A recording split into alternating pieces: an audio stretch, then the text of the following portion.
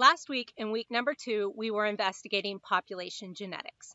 In that study, we looked at the mechanisms that are involved in actually causing a population to change over time or from generation to generation. And there's a number of mechanisms that can be involved in that. Mathematically, we can determine whether a population is changing by looking at the allele frequencies and the genotype frequencies. The equation that we use for that is the Hardy-Weinberg equation, and you had a discussion board where we were actually looking at the application of that equation and then using the numbers to determine whether the population is changing or not from generation to generation. Then we looked at what actually determines whether something is a species or not. Well, this week we're going to shift our focus a little bit, and we're going to look at biodiversity and evolution in humans and whether or not evolution is actually occurring in humans. We have a number of assignments this week. You'll notice that the assignment deadlines are a little bit different than they've been in previous weeks.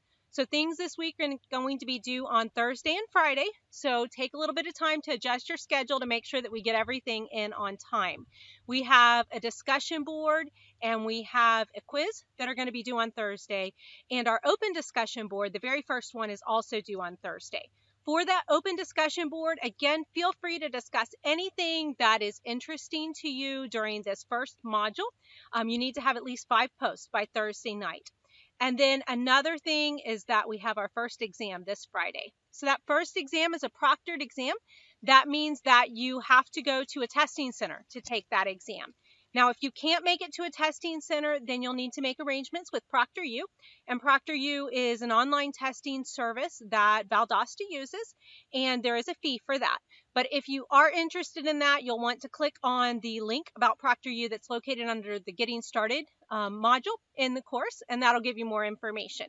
Ideally, though, I think you'll find it easiest just to use a VSU testing center. If you have any questions at all this week, definitely let me know. I'm here to help.